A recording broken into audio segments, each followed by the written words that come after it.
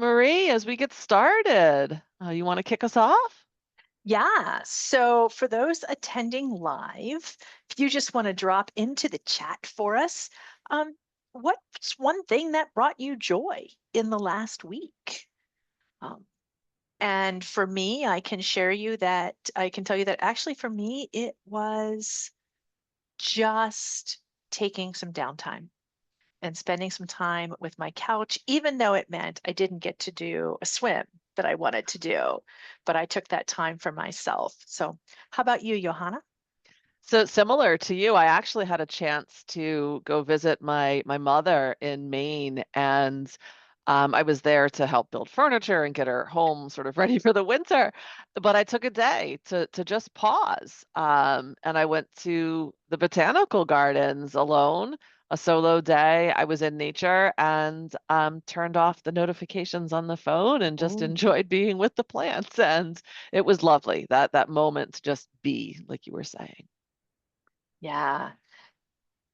And from the chat, I'm seeing someone talking a little bit about having the opportunity to swim. So anytime that this individual swims is a moment of joy, and I love that. Being in the water for me is also, or near the water for me is also a source of joy.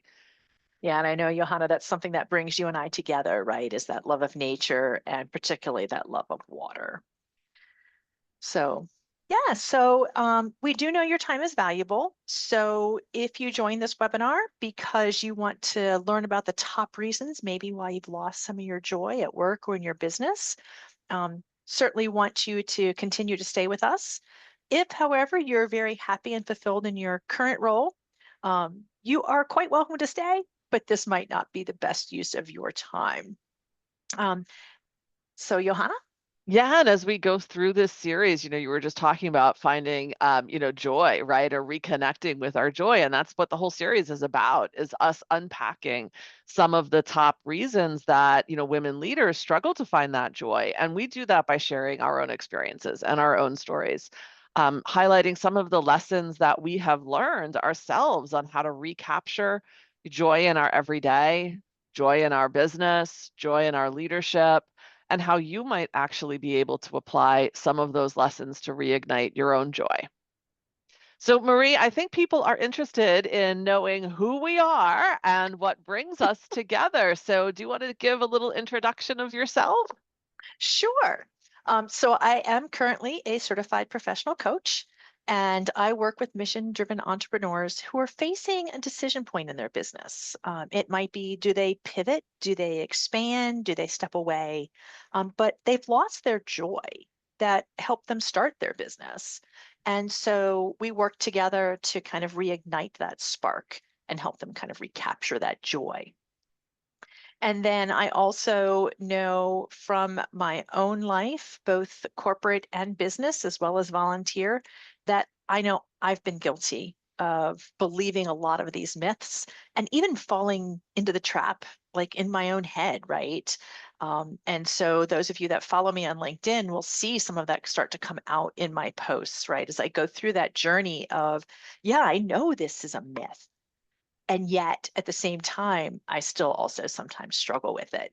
So it's really interesting, right, how you can be both a leader who's helping others through struggles and then also be still struggling yourself in many ways. So how about you, Johanna? Who are you? Yeah, thank you. And I love that you said that, right? That we have that sort of the paradox sort of the fact that we're helping others while, sort of living this experience ourselves. And that's sort of what I bring to my work. So I'm also a certified professional coach, and I work with high potential mid-career women leaders in corporate environments where they're also facing some sort of shift or transformation, whether that is, midlife shifts, mid-career shifts, becoming a new leader, or expanding their leadership role into leading, large groups, or even an empty nester, or someone who's experiencing, menopause or perimenopause. So I really think about what are those transition points, and how do we continue to move through those transition points with clarity, with energy, and with joy? Because oftentimes, like you, it's easy for me to fall in the habit of I should do it all, or I'm the strong one, or I'm not strong enough. So it's really interesting when those inner voices or inner critics come forward in my own life, and then how do I help people, address those in their lives. So that's a lot about me.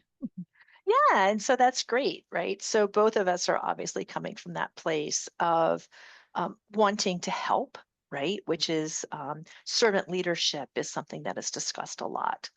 And then as we kind of go through this whole 6-part webinar, busting these myths, we are going to talk about what a joyful career can look like, whether you are in corporate or an entrepreneur. And of course, we won't solve every challenge, but we are going to hopefully provide some insights on what might be holding you back. And then at the end of each episode, we will invite those of you who are either with us in person, I guess virtually in person, or those that are listening on a replay, right, to connect with either Johanna or myself to help you discover how we might be able to help you regain some of that happiness and joy in life. Yeah, so this is our third conversation. In episode one, we actually talked about the myth of the corporate safety net. And our last episode discussed how we allow, fear to encourage ourselves to say yes when we really want to say no. And today we're going to build on what we talked about last time and really look at the myth of I have to do it all, which is also known as the endless hustle. So, yeah, that's what we're going to talk about today. Yeah, so let's start with some real life examples. And those of you that are here or listening on replay, you can always just kind of think about in your own life how you would answer some of these questions, right? Even as you hear Johanna and I kind of discuss as well. So, looking back, Johanna, think about a time when you kind of thought you had to do it all in order to succeed. What was that like for you? So this one's easy for me, right? It's literally all the time. And the truth is, this didn't just burn me out. It actually burned out, my team and many Mm, of my peers as well. And I'll give a great example that is one that I've been reflecting on recently. And it was from early in my career. And it was when I was finally taking a long vacation. I told myself I'd unplug, but I actually couldn't let go. I ended up checking in with a team member, thinking I was being helpful, making sure that nothing was slipping through the cracks. But really, instead of support, what they felt was mistrust, that I didn't believe that they could handle mm, things without me. So in this case, this team member had been identified to take on this stretch assignment, and I had full confidence, right, that they were going to shine in this work. I knew that they were bringing skills to the project that the project needed. I knew that they would gain exposure to senior leadership. I was all in on, supporting this team leaders, this team member's growth. But what ended up happening was I ended up stifling them, right? So I told myself that I was checking in to support them, to make sure that they had all of the resources that they needed, to be there to answer any questions if they needed help. But the signal I gave was I didn't trust them. The second signal I gave that was that you couldn't unplug. Right. And so I had unintended consequences, and it wasn't until after I came back from vacation the team member had shined, they had a successful implementation, but something had changed in our relationship. I was feeling that they were not as energized. I was feeling that they were disengaged, that they didn't fully own sort of the implementation of the project that they had just brought to that stage. And I didn't know why, because it was such a successful moment. So I asked the question, and they told me honestly, I don't believe you trusted me and you didn't let go of control over the project. So if I don't have accountability for it, then I'm not as engaged or enthused about it. So that was the lesson, right, that I had to take back was that my need to do it all was actually resulting in control versus empowerment. And then that led to mistrust and it led to having to rebuild the relationship together. wow, that is super powerful, whether you are in corporate leadership, whether you're leading a family and the implication, right? Put the team member into the space of your child, right? But then also as a business owner, right? Because as an entrepreneur, we often think that we have to do it all. And whether we have team members that we are, contracted with, or whether we have employees, or however we're trying to make that entrepreneurship work, that lack, that ability, that need to control and to do it all, how is that potentially stifling Mhm. another team member? And what messages are we sending? Is, that's a really, really great lesson there. So, Yeah, uh, absolutely. It was one that stuck with me for a long time. Just to build on that, the second time I had a long vacation, I actually had the same team member take on a different project entirely, and I didn't check in, right? And so that was the thing. I set it up in the beginning to say, if you need something, you can reach out to me, but I'm not going to be, checking in with you and sort of, dropping in, and my ability to let go of that mhm, control really both signaled to the team that I trusted them, that I knew that they were able to do it. And for me, it wasn't exhausting. I was able to truly mhm, unplug, to truly refresh, to truly refuel myself. So when I came back after that second vacation, not only was I ready, the team was also ready, and we had a much more of a trusted environment that we were operating in. There was a lot more uh, honesty, a lot more authenticity, and a lot more courage to do things a little bit differently. And it was really just because of those small signals. So, Marie, where's mhm. an example from your life, right, where you could describe a time where you thought you've had to do it all in order to succeed? Yeah, so for me, that happens a lot, right? I definitely am one of those people calling them a type A, but really I just have to kind of control everything. And that means that I have to do everything myself, right? If I want it done right, if I want it done now, um, therefore I have to do it, right? You can't really trust anybody to do it. And what's really interesting is in my professional life, right? Because this has been something I've struggled with for quite a while. So in corporate world, I've really managed to put a lot of that aside, right? Not that I won't step in and pick up a job on my projects that need it when it needs to be done, but I'm perfectly comfortable in my corporate world going, not right now. I can't do that. I have too much on my plate. And as an entrepreneur, I've had to learn, right? They joke about building the plane as you fly as an entrepreneur. And yeah, so today I'm working on the wing, and I think I'm going to work on this wing and then this wing, and then maybe the steering column, and then it's like, oh nope, got to go jump over here. And that seems to be okay. I don't feel like I did feel in the beginning like I had to do it all, and do it all at once and do it all perfectly. And I think I've really been able to kind of calm that down some. What's really interesting as we think about this is professional in our webinar, but it's really, we're holistic people. And so for me right now, it's at home where I find myself really struggling to handle the delegation, right? My husband's retired. He does the laundry and the dishes. And as somebody who has the male chromosomes, his idea of clean doesn't necessarily match mine. That is pretty common, right? And then also things like, what else can I turn over to him? Where else can I even just say it doesn't need to be done? Where else can I outsource, right? What else can somebody else do for me? And so right now, that's where I'm really struggling, is because there is so much going on in my life with the new coaching business that I don't have time to do everything, but I still feel like I have to do it all Mhm. myself because it has to be done right. Yeah, yeah. And I think that that's underneath it all, right? It's that control aspect of it, right? When we feel like we have control, it's going to go in a certain direction, it's going to have a certain outcome, it's going to have a certain result. We know it's going to be done right.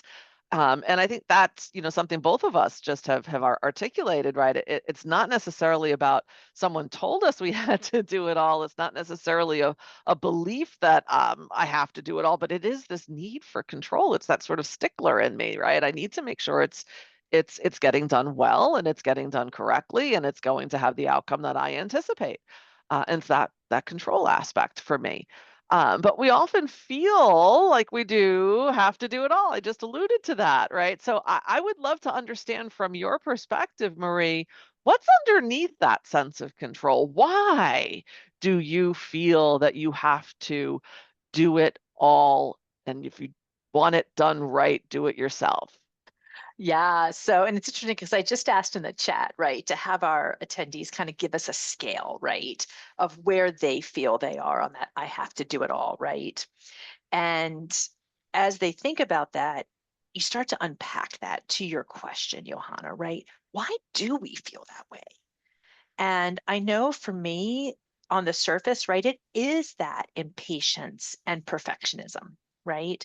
And especially when I'm training for a marathon swim and I'm trying to balance all these things, I feel like I have to do everything, right? I get mad at myself if I don't get my 2 to 3 strength training in per week. And what do you mean I have to wait to do that piece on my business? So we think about that, but then as I dig into the why, if I keep asking myself, well, why am I impatient? Why do I feel like I have to do it perfect? And if you keep asking why, for me, it comes back to a fear. And it's always interesting to me because it so often comes back down, right? When we really dig deep into fear. And so, as the oldest of 5 kids, I was the helper. I was the one who helped take care of the younger kids. I was the responsible one, right? So it goes back to the I feel responsible. Well, what happens if I'm not responsible for it? Um, well, it doesn't get done. And so as a child, I was rewarded, right? I was praised. Well, thank you for helping out with the kids, or it was kind of expected. And then as I moved into first a teacher and then into corporate America and then finally into entrepreneurship, that whole responsibility, perfection, reward cycle and feedback loop has been there, right? It's really rewarded in corporate America. It's rewarded to a certain extent as a teacher, right? We certainly in school, right? You got to get that A, right? So that it's not the hard work that's praised, it's the results. And so that feedback loop really kind of sets us up in our society for that need to do it all and need to do it perfect. And so I did start to realize that it really wasn't working for me. It took me a long time, really. I feel like I should have realized that, like maybe back in my 20s or 30s. I was in my 50s, but Um, so I started working with a coach, and that was really when I started to not only recognize it, because I had recognized it, but really dig into the why and understand and realize the only person I needed approval from was me. And that was true in my business, in my corporate career, in my family, anywhere. Um, and really, as women, right, that whole societal pressure is there.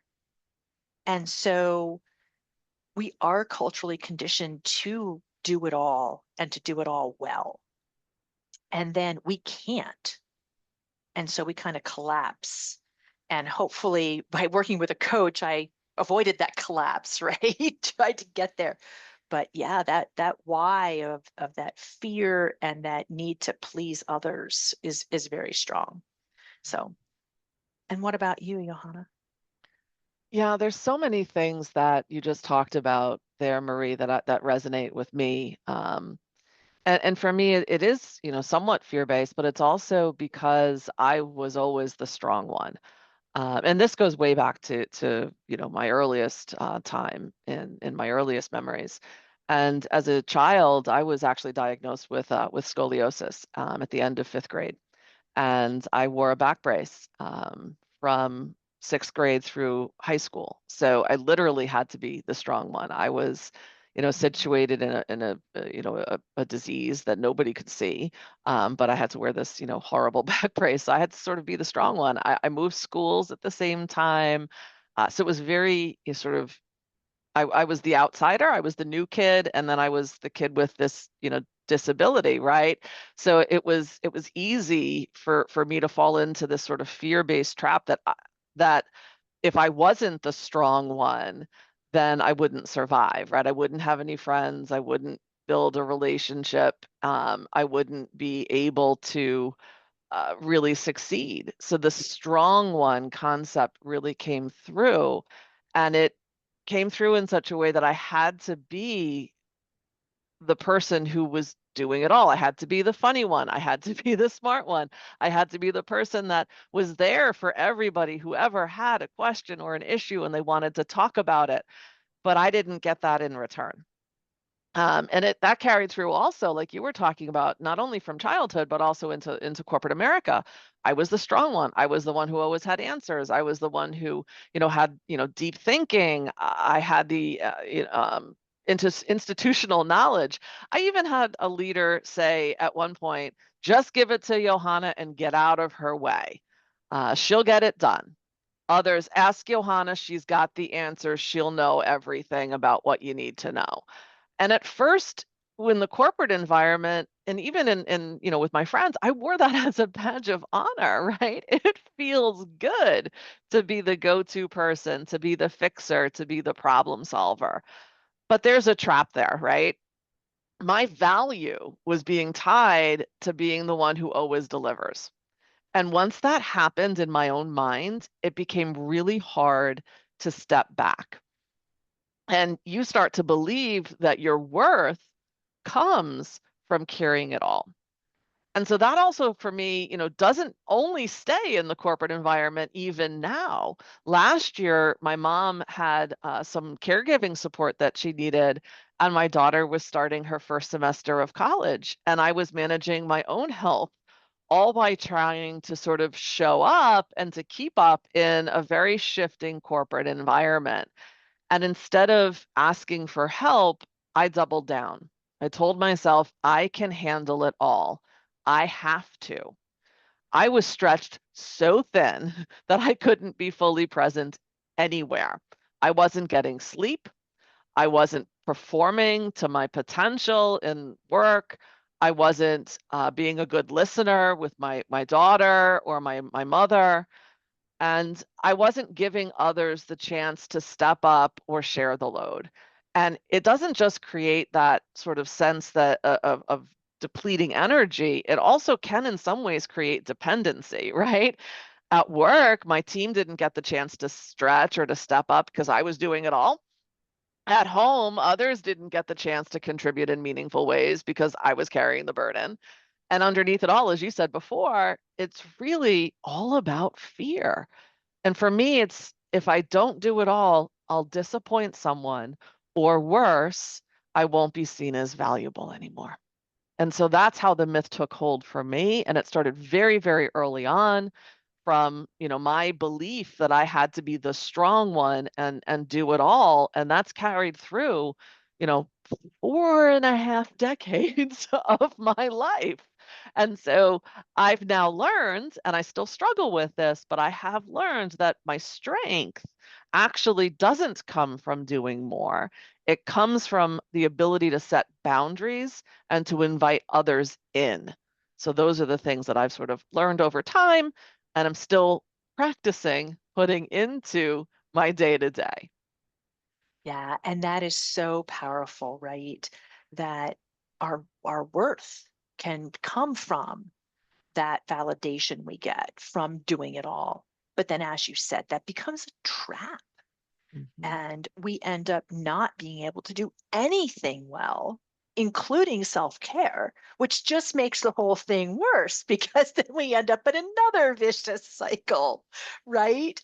Um, and so, as we think about and start to wrap up, right, we know that both of us have that need to do it all. We know that we get some validation from that, right? There's a fear underlying all of that. But you kind of started to talk about this, but where might you be able to make some changes to protect your energy and to find joy? Yeah, so for me right now, it's asking for help in managing my boundaries, right? I'm all in on setting up my business, learning new technology, creating programs, figuring out how to run it all. What I don't honor is my self-care, right? So I don't honor the need for sleep, the need for exercise. And so if I could ask for help or if I could make a change, it would really be about staying accountable for the boundaries that I'm starting to set and really help reflect on what are the boundaries that I actually need to put into place to enable me to be successful.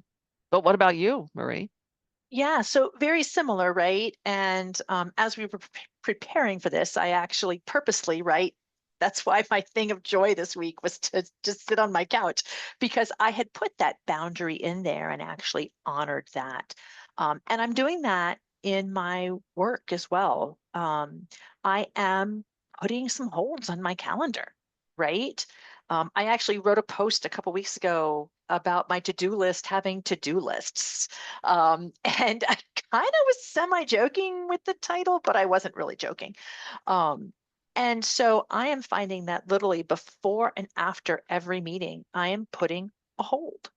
And if that means that a client can't book a coffee chat during that hold, then that's just the way it needs to be. We'll find another time, right?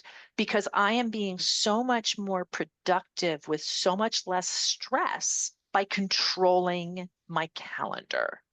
Mm. And I know it's kind of funny actually. That idea actually came out during a coaching session when I was struggling with how do I do it all? And the answer that kind of came out of that was, well, put some space on your calendar so that you've got some time in between to really kind of regain your thoughts and take some breaths. And I was able to try it. And for the most part, I do hold to those boundaries, although not always, which is something I'm going to continue to work on. Yeah, it's all about growth, right? And I love that you highlight that you have that focus time. And I recall a conversation at one point in my career where I was saying to a colleague, you do have the ability to control your calendar because they were saying I have too many meetings. I'm like, well, you can say no, you can decline the meeting, or you can propose another time to honor those boundaries. And I love that that's what you found for yourself, and that that's enabling you to continue to find that joy and also help balance the myth of doing it all. So, Marie, what we want to do right now when we close out this conversation is maybe leave our listeners with, I don't know, 3 actionable steps that they can take as they start to think about busting their own myth of having to do it all.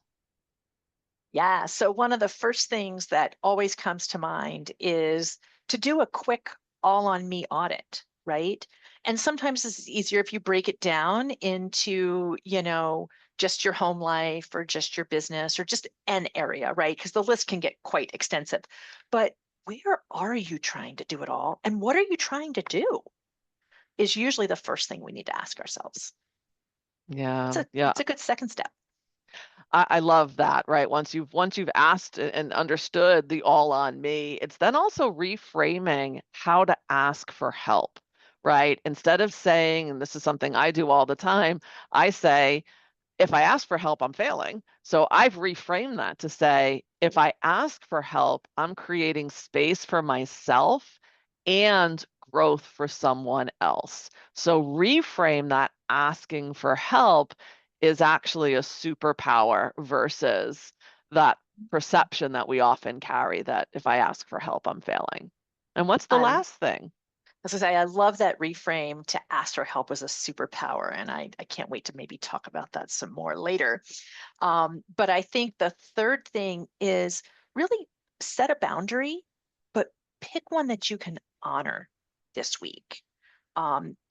Saying, well, I'm going to get up and go take a walk around the block every 3 hours and then not doing it in many ways is worse than just never setting that for yourself at all. And so maybe for some of us, based on that all on me audit, what is one way you can maybe help set a boundary, even if it's just for a day or once a day? how can you maybe do that, but make sure you actually follow through? Yeah, and I love that, Marie. And for many of us also, we can put these simple practices into our daily routine, but sometimes we might need a trusted person who is outside of our immediate circle who can also help us process the outcomes of putting these practices into place, or even see possibilities that we haven't been able to see yet. To help us discover when we need to say no, when we used to say yes, when we're putting too much on ourselves, when we are letting fear run the show. And so, for those listeners, whether it's through my Waves transformation journey or Marie's Move to Joy framework, we can help you personalize this process so that it's sustainable and aligned to what matters most to you. Marie's going to pop in the links to our websites in the chat so you can connect with us for one-on-one introductory sessions and uncover what's been sort of blocking your happiness and your joy, or what fear is causing you to believe that we have to carry it all. So thank Yeah. you, Anne Marie. Yeah, as I was saying, I think that's a good point, right? Because I've read a lot of books, right, on time management. You and I have talked in the past, Johanna, about different ways, different methods, and it's all about finding what works for you, right? It's that personal touch um, that really kind of allows you to actually implement Yeah, something and stick with it. that Um, habit formation over that time, habit right? formation, right? Um, but we are actually slightly over time, which is not very typical of us. We must have been talking a lot today, Johanna. So and I know I was talking a lot. But as we begin to close, we do want to let you know that episode 4, we'll be talking about the myth of the solo climb. And I did put the link for that in the chat. It is October 16th at 12:30.